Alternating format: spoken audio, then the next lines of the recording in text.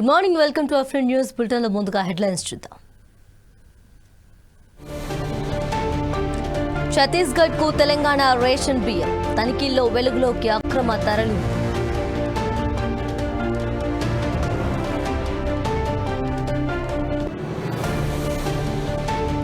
అంబేద్కర్ ని అవమానించారు, వైసీపీపై ఎమ్మెల్యే రామకృష్ణ ఆగ్రహం.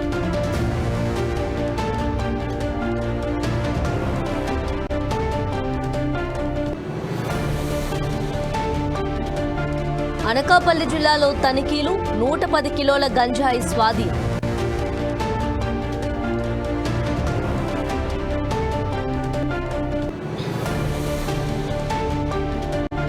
పుష్ప 2 ప్రదర్శనలో ఓ వ్యక్తి మృతి, రాయదుర్గం కేవ్ ప్యాలెస్ లో ఘటన.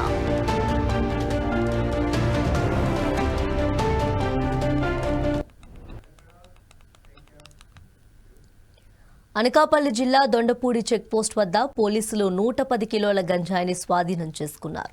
3 నిందితులను అరెస్ట్ చేశారు. దీనికి సంబంధించిన వివరాలను అనకాపల్లి డీఎస్పీ ఎం శ్రావణి తెలిపారు. ఏజెన్సీ నుంచి మైదాన ప్రాంతానికి గంజాయి రవాణా అవుతున్నట్లు కొత్తకోట పోలీసులకు సమాచారం అందింది. దీంతో సోమవారం తెల్లవారుజామున దొండపూడి చెక్పోస్ట్ వద్ద కళ్యాణపులోవా రిజర్వాయర్ నుంచి వచ్చే దారిలో వాహనాల తనిఖీలు చేపట్టారు.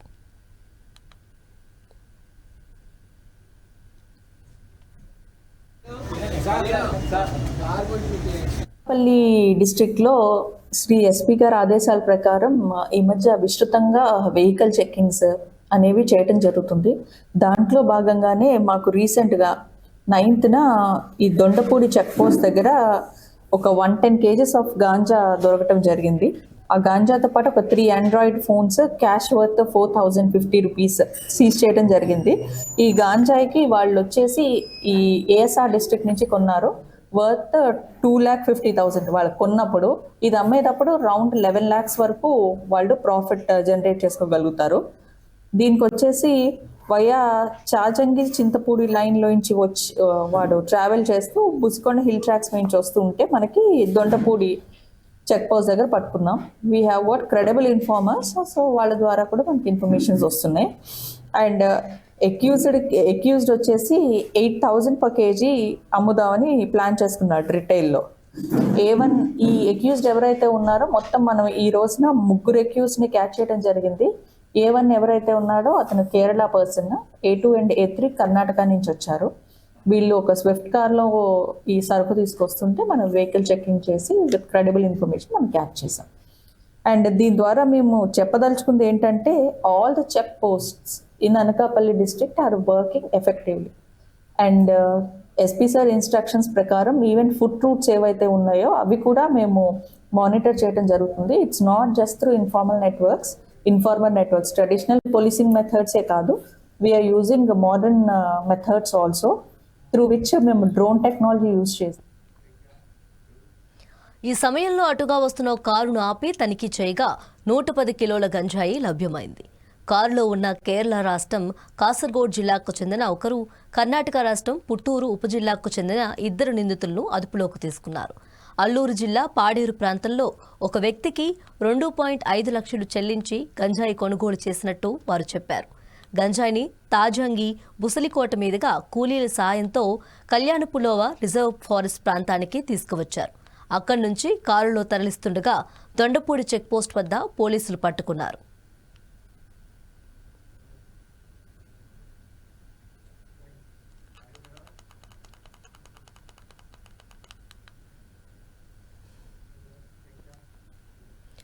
పుష్ప 2 చిత్రాన్ని వీక్షించేందుకు థియేటర్కు వెళ్లిన హరిజన ముద్దన్నప్ప అనే యువకుడు మృతి చెందాడు. ఈ ఘటన రాయదుర్గం కేబీ థియేటర్లో సోమవారం రాత్రి చోటు చేసుకుంది. ఉడేంగొలంకు చెందిన ముద్దన్నప్ప హీరో అల్లు అర్జున్ అభిమాని. సోమవారం సాయంత్రం 6:45 ఫస్ట్ షోకు వెళ్లాడు. ఏమైందో తెలియకుండానే అనుమానాస్పదంగా మృతి చెందాడు. విషయం తెలుసుకున్న బాధిత బంధువులు కేబీ సినిమా థియేటర్ వద్దకు చేరుకొని ఆందోళన చేపట్టారు. తొక్కిస్లాట్లోనే మృతి చెంది ఉంటాడని కొందరు అనుమానం వ్యక్తం చేశారు. ఘటనపై కేసు నమోదు చేసి దర్యాప్తు చేస్తామని సీఐ తెలిపారు.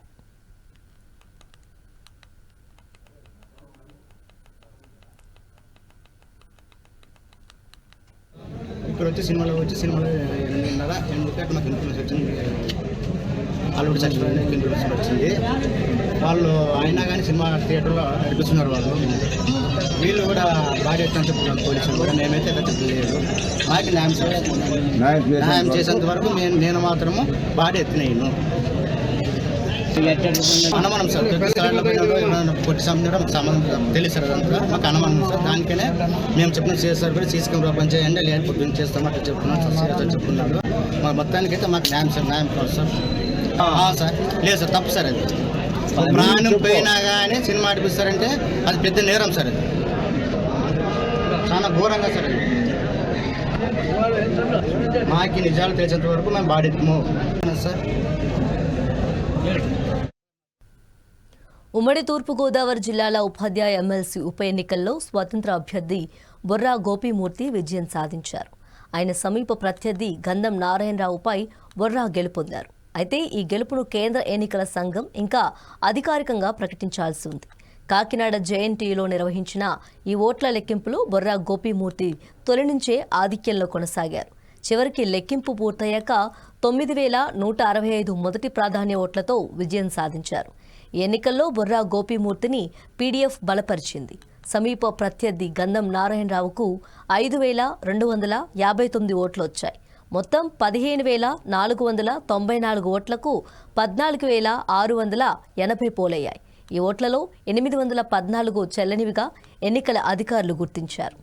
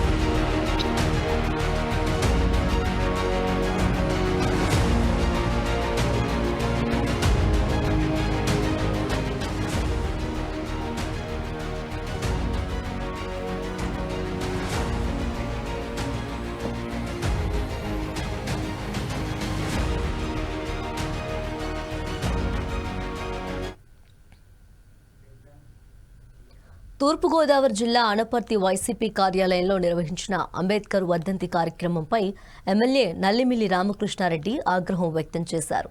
అంబేద్కర్ చిత్రపటం కన్నా మాజీ ఎమ్మెల్యే సూర్యనారాయణ రెడ్డి, మాజీ సీఎం జగన్ చిత్రపటాన్ని పెద్దదిగా ఉంచారని అన్నారు.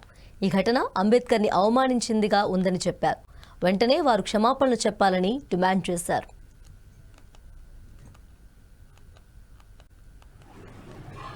ఏదైతే అనపర్తి నియోజకవర్గ వైఎస్ఆర్ కాంగ్రెస్ పార్టీ కార్యాలయంలో అంబేద్కర్ గారి వర్ధంతి నిర్వహించడంలో ఘోరమైన తప్పిదాలు చేసి అంబేద్కర్ గారిని అవమానించే విధంగా వారి కార్యక్రమం చేపట్టడం జరిగింది.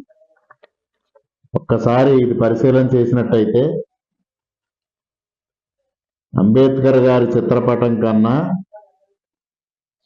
పక్కన మాజీ శాసనసభ్యులు సూర్యనారాయణ రెడ్డి గారి చిత్రపటం పెద్దదిగా ఉండడం, ఒక పక్క జగన్మోహన్ రెడ్డి గారి చిత్రపటం పెద్దదిగా ఉండడం, అదేవిధంగా అంబేద్కర్ గారి చిత్రపటం పైన రాజన్న రాజ్యం అని ఉండడం, అంబేద్కర్ గారి చిత్రపటం కింద వైఎస్ఆర్ కాంగ్రెస్ పార్టీ అని ఉండడం, ఇది ఎంత ఘోరమైన తప్పిదం.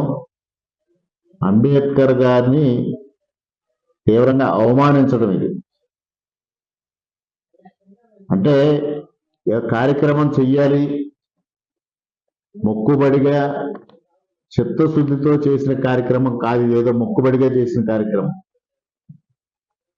దీనికి సూర్యనారాయణ రెడ్డి గారికి క్షమాపణ చెప్పాల్సిన అవసరం ఉంది. ఇవాళ దళిత జాతి ముద్దుబిడ్డ, భారత రాజ్యాంగ నిర్మాత, అందరూ దైవ సమానులుగా కొలుచుకునే అంబేద్కర్ గారి చిత్రపటాన్ని ఈ విధంగా ప్రదర్శించడం అనేది తీవ్రంగా అభ్యంతరకరం. ఎందుకంటే మాజీ శాసనసభ్యులు సూర్యనారాయణ రెడ్డి గారికి ఏ వ్యవస్థ పట్ల నమ్మకం ఉండదు. గతంలో ఒక సందర్భంలో పెడపర్తి సర్పంచ్గా ఉన్న ఒక మహిళ ఒక సంఘటన జరిగినప్పుడు ఆమె మా ఇంటి పైన దాడికి చేయాలని వాళ్ళు ప్రయత్నించినప్పుడు ఆ సందర్భంలో మాజీ శాసనసభ్యులు మాట్లాడుతూ ఆఫ్టర్ ఆల్ ఒక ఆడది అని మాట్లాడడం జరిగింది. అంటే మహిళల పట్ల ఆయనకు ఉండే వివక్ష దానివల్ల అర్థమవుతోంది. ఆఫ్టర్ ఆల్ అంటే చాలా చులకన భావం మహిళలు అంటే. అదే సందర్భంలో ఆఫ్టర్ ఆల్ ఒక సర్పంచ్ అన్నారు. అంటే పంచాయతీరాజ్ వ్యవస్థ పట్ల, గ్రామ ప్రథమ పౌరుల పట్ల ఆయనకి ఎంత చులకన భావం ఉందో ఆ పదం ద్వారా అర్థమవుతా ఉంది. అదేవిధంగా ఇవాళ సాక్షాత్తు అంబేద్కర్ గారికి తీవ్ర టీడీపీ పోలిట్ బ్యూరో సభ్యుడు యనమల రామకృష్ణుడిపై టీడీపీ పోలిట్ బ్యూరో సభ్యులు రెడ్డి సుబ్రహ్మణ్యం ఆగ్రహం వ్యక్తం చేశారు.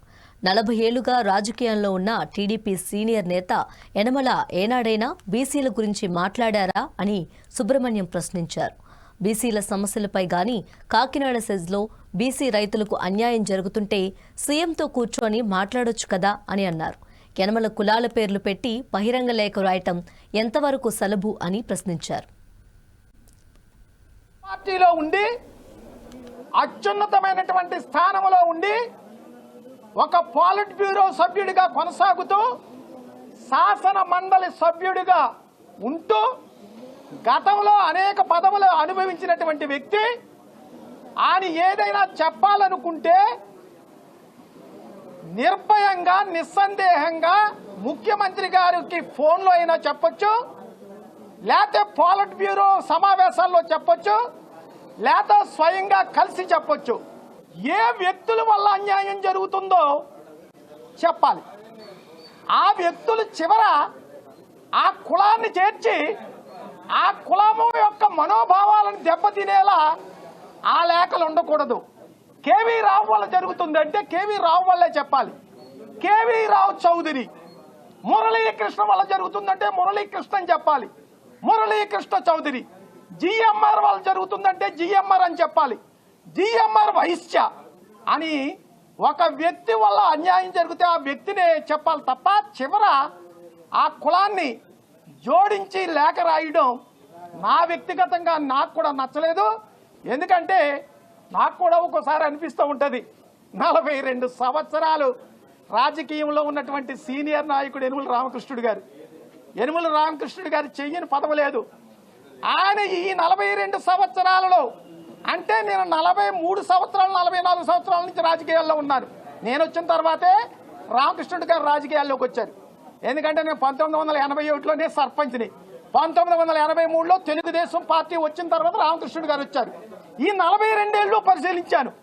ఏనాడైనా యనమల రామకృష్ణుడు గారు బీసీలు ఉద్యమాల్లో పాల్గొన్నారా, బీసీ ఉద్యమాలు చేపట్టారా, లేకపోతే బీసీల గురించి మాట్లాడినటువంటి సంఘటనలు నాకు కూడా ఎక్కడా కనపడలేదు. ఈవేళ కొత్తగా కాకినాడ సెస్లో మరి బీసీలకు అన్యాయం జరిగిందని చెబుతున్నటువంటి రామకృష్ణుడి గారు నేను సూటిగా ఒకటే అడుగుతున్నాను.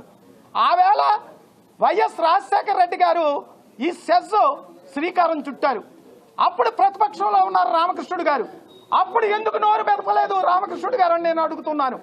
ఆ తర్వాత అధికారంలోకి వచ్చిన తర్వాత కేబినెట్ లో మరి ఆమోదించారు. ఆ కేబినెట్ లో ఆమోదించినప్పుడు ఈయన ఎందుకు వ్యతిరేకించలేదని నేను అడుగుతున్నాను. కాబట్టి దయచేసి ఇటువంటి లేఖలు రాయటం అధికారంలో ఉండి కరెక్ట్. ఆంధ్ర నుంచి తెలంగాణ మీదుగా ఛత్తీస్గఢ్కు రేషన్ బియ్యాన్ని ఓ ముఠా అక్రమంగా తరలిస్తోంది. భద్రాద్రి కొత్తగూడెం జిల్లా భద్రాచలంలో బ్రిడ్జ్ చెక్పోస్ట్ వద్ద తనిఖీ చేస్తుండగా ఆపకుండా పారిపోతున్న లారీని సివిల్ సప్లైస్ అధికారులు అడ్డుకున్నారు. సుమారు 285 క్వింటాల రేషన్ బియ్యాన్ని పట్టుకొని సీజ్ చేశారు. రేషన్ బియ్యం విలువ సుమారు 10 లక్షలు ఉంటుందని అధికారులు తెలిపారు. బియ్యం కోసం వాహనాలు చెక్ చేస్తుండగా ఈరోజు తెల్లవారుజామున 5:30 గోదావరి బ్రిడ్జి వద్ద లారీ మీద అనుమానంతో సీజీ వెళ్తున్నటువంటి లారీని ఆఫ్ చేయగా అది ఆపకుండా వెళ్ళడం వల్ల ఇంకా అనుమానం బలపడి దాన్ని చేంజ్ చేయడం వల్ల గౌట్ డిగ్రీ కాలేజీ వద్ద పట్టుకున్నాము. దాన్ని తనిఖీ చేయగా దానిలో బియ్యం ఉన్నది. వాటికి సంబంధించినటువంటి డాక్యుమెంట్స్ చూపించండి అని చెప్పి మేము డ్రైవర్ని అడగగా మా దగ్గర ఎలాంటి డాక్యుమెంట్స్ ఏం లేవు అని సమాధానం చెప్పారు. ఓనరు ఎవరు అని అడిగినా కానీ నాకు తెలియదు, నేను విజయవాడ హనుమాన్ జంక్షన్ నుండి లోడ్ చేసుకోమని చెప్పి మా ఓనర్ చెప్పారు. అక్కడ లోడ్ చేసుకొని నేను సీజీ తీసుకెళ్తున్నాను అని చెప్పారు. ఇది సుమారుగా 285 క్వింటాలు రైస్, 570 ప్లాస్టిక్ బ్యాగులు ఉన్నవి. కాబట్టి వీటిని సీజ్ చేసి ఇటు బియ్యాన్ని జీసీసీ గోదాం ఇన్ఛార్జి గారికి అప్పచెప్పి వెహికల్ని టౌన్ స్టేషన్ హౌస్కు అప్పచెప్పడం అనేది జరిగింది. ఇలాంటి సంఘటనలు మున్ముందు జరిగితే వారిపైన కఠిన చర్య తీసుకోబడుతుంది. వారిపై పీడీ యాక్ట్ కూడా నమోదు చేయడం అనేది జరుగుతుందని తెలియజేస్తున్నాం. కాబట్టి ఎవరైనా ఎట్టి పరిస్థితుల్లో పీడిఎస్ బియ్యాన్ని కొనకూడదు, అమ్మకూడదు. కొన్నట్లయితే వారిపైన క్రిమినల్ చర్యలు కూడా తీసుకోవడానికి ఉంటుంది. అదేవిధంగా లారీ ఓనర్పై ప్లస్ డ్రైవర్ పైన కూడా శిక్ష. ప్రజా సమస్యల పరిష్కార వేదిక కార్యక్రమంలో ప్రజలు అందిస్తున్న ఆర్జీలను జాప్యం లేకుండా సత్వరమే పరిష్కరించాలని జిల్లా కలెక్టర్ చదలవాడ నాగరాణి అధికారులను ఆదేశించారు. పశ్చిమ గోదావరి జిల్లా భీమవరం స్థానిక కలెక్టరేట్లోని పీజీఆర్ఎస్ సమావేశ మందిరంలో ఈ కార్యక్రమాన్ని నిర్వహించారు.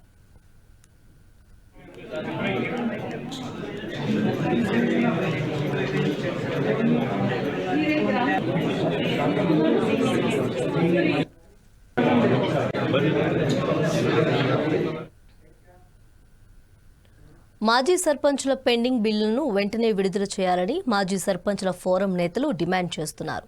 అసెంబ్లీ ముట్టడికి పిలుపునివ్వడంతో సర్పంచుల ఫోరం జిల్లా నాయకులు పల్లెంపాగు నాగరాజు ముందస్తు అరెస్ట్ చేశారు.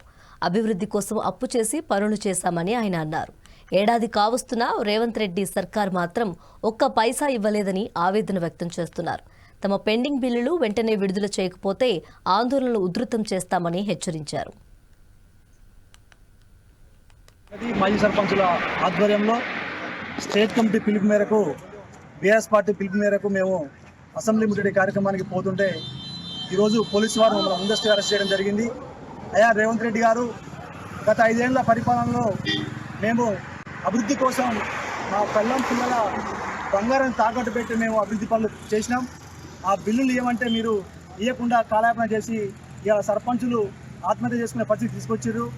కాబట్టి ఇప్పటికైనా సంవత్సరం అయినా కూడా కనీసం ₹1 కూడా గ్రామ పంచాయతీ లేదు. గ్రామ పంచాయతీలలో అధికారుల పరిపాలన తీరులో చాలా విఫలం అయిపోయింది. అధికారులు గ్రామాలలో అభివృద్ధి చేయడంలో వెనుకబడిన కారణం ఏంటంటే మీరు గత ప్రభుత్వం చేసిన బిల్లులు ఇవ్వలేదు.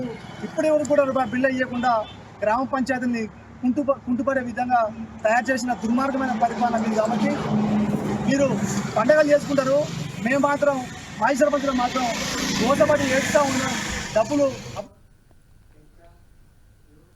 ఇవి బులెటిన్ అప్డేట్స్. మరిన్ని అప్డేట్స్ కోసం చూస్తూనే ఉండండి 4 Sides TV.